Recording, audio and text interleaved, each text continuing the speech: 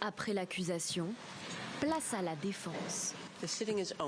L'audience est ouverte. La Cour se réunit ce matin pour entendre l'État d'Israël.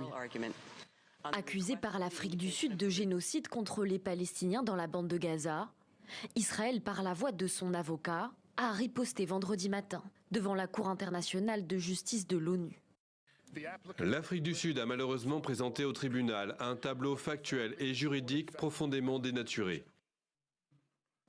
L'intégralité de son cas heurte, de par une description délibérément organisée, décontextualisée et manipulatrice de la réalité des hostilités actuelles.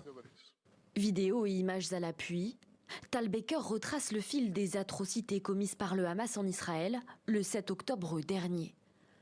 L'avocat de l'État juif qualifie l'offensive israélienne dans la bande de Gaza d'acte de légitime défense contre le Hamas et pas contre les Palestiniens. Ce qu'Israël cherche en opérant à Gaza n'est pas de détruire un peuple, mais de protéger un peuple, son peuple, qui est attaqué sur de multiples fronts.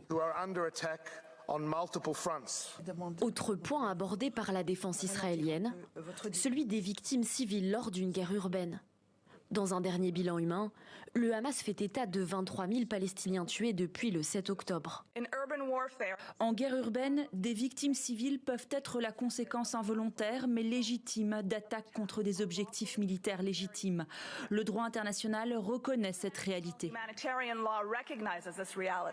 Au sortir de l'audience, le ministre de la Justice sud-africain prend la parole.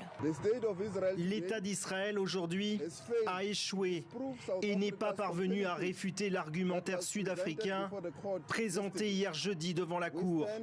Nous nous tenons du côté des faits, de la loi et de toutes les preuves fournies. Et nous pensons que ces faits vont à l'encontre de la Convention sur le génocide. La Cour internationale de justice ne dira pas si Israël commet effectivement un génocide, mais elle pourrait demander d'ici quelques semaines l'arrêt de la campagne militaire israélienne à Gaza.